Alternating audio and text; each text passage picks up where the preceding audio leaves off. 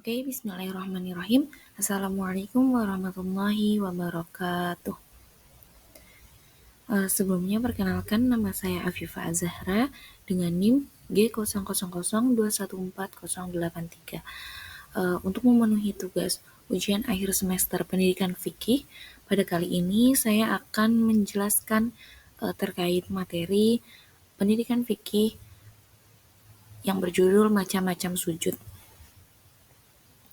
Oke. Nah, kita berlanjut. Diawali dengan pengertian sujud. Sujud sendiri merupakan salah satu rukun yang dikerjakan dalam sholat. Sujud dilakukan 2 kali pada setiap rakaat sholat, yakni setelah ruku dan duduk di antara 2 sujud. Meskipun sujud itu merupakan gerakan yang ada di dalam sholat, akan tetapi ada juga gerakan sujud yang dilaksanakan pada saat berada di luar waktu sholat.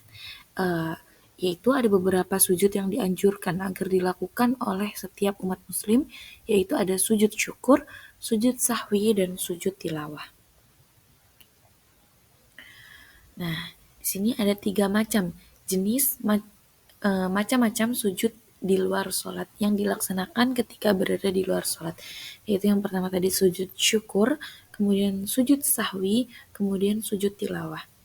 Nah, di sini kemudian ada pengertiannya. Apa sih pengertian dari sujud syukur?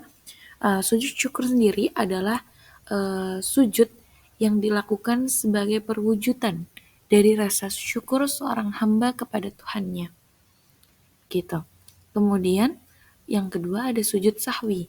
Sujud sahwi itu dilakukan secara bahasa. Sahwi itu adalah memiliki arti lupa terhadap sesuatu atau hal lain atau lalainya hati terhadap suatu perkara. Kemudian yang terakhir ada sujud tilawah. Nah, sujud tilawah ini dilakukan ketika kita membaca atau mendengar ayat-ayat sajdah gitu. Bisa dilaksanakan ketika sedang sholat dan bisa juga dilaksanakan ketika tidak berada dalam gerakan sholat begitu. Nah, kemudian kita akan berlanjut ke dalil dan tata cara dari sujud syukur. Dalil atau dasar hukum sujud syukur ini berdasarkan hadis diriwayatkan dari Abu Bakrah radhiyallahu anhu bahwasannya Nabi Shallallahu alaihi wasallam apabila datang sesuatu yang menggembirakan hatinya, maka ia akan tunduk dalam keadaan bersujud kepada Allah. Hadis ini riwayat 5 imam hadis kecuali Imam An-Nasai.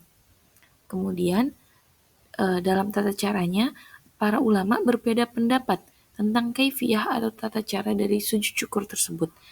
Sebagian ulama mengkiaskannya kepada sholat biasa dengan arti sebelum sujud syukur itu seseorang harus berwudu terlebih dahulu, kemudian takbir dengan menghadap kiblat, kemudian sujud dan berdoa, kemudian diakhiri dengan salam. Itu dengan dalil yang berada di dalam kitab Subulus Salam jilid 1 halaman 211. Kemudian ada kaifiyah kedua, tata cara yang kedua itu tentang pendapat orang lain yang mengatakan bahwa sujud syukur itu dilakukan tanpa wudhu, kemudian tidak perlu menghadap ke kiblat, bisa di sembarang tempat, dilakukannya hanya sekali saja tanpa takbir dan salam. Kemudian bisa dilakukan di luar sholat. Nah, pendapat yang terakhir ini berdasarkan pemahaman terhadap arti zohir dari hadis-hadis di atas.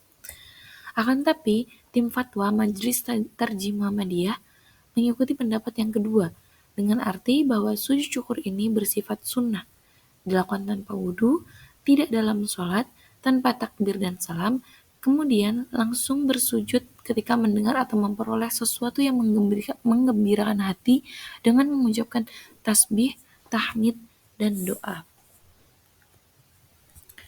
Kemudian kita lanjutkan dengan dalil dari sujud sahwi. Nah, dalilnya ini terjadi ketika Nabi Muhammad SAW lupa jumlah rakaat saat sholat.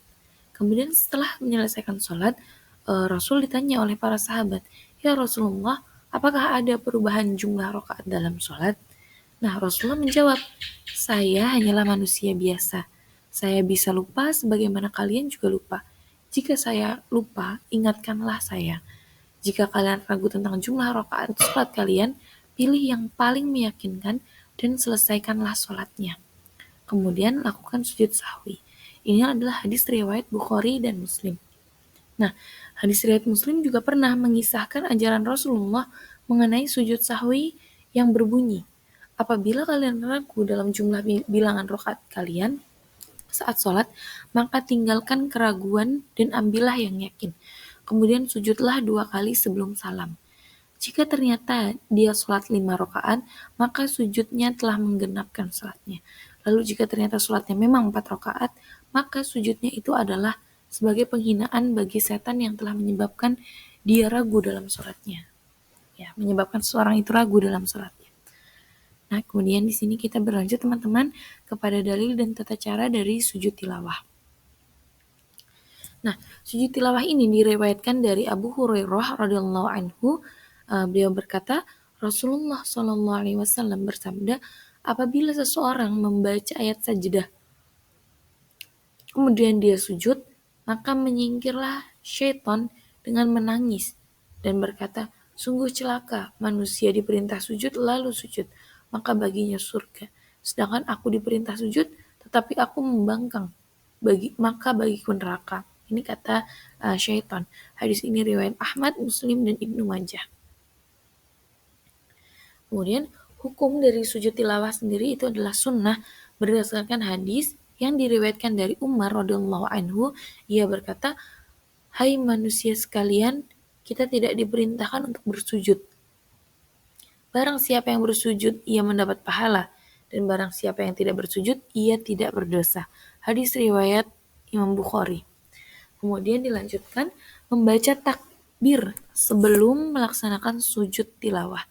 Berdasarkan hadis, jika sujud dilaksanakan saat sholat, diuraikan dari Ibnu Umar radhiyallahu anhu, ia berkata, pernah suatu saat Nabi SAW membacakan Al-Quran atas kami. Maka apabila sampai kepada ayat sajdah, beliau bertakbir dan sujud, dan kami pun sujud bersama beliau. Hadis riwayat Abu Daud. Kemudian ada juga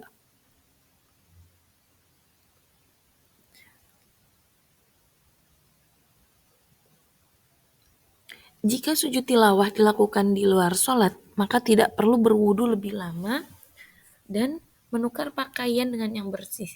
Berdasarkan hadis, bahwasannya Ibnu Umar melakukan sujud tilawah di luar sholat tidak berwudu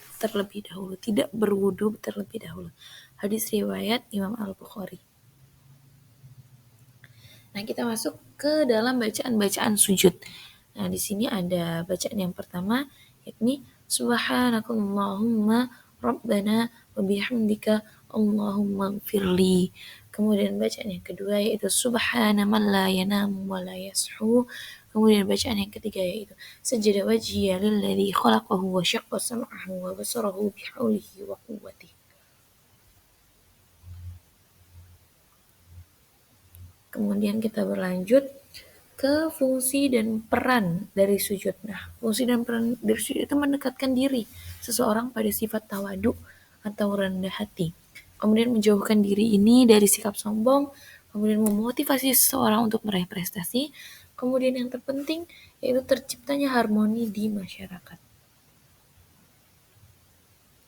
Nah, di sini baru ada manfaat sujud bagi generasi muda.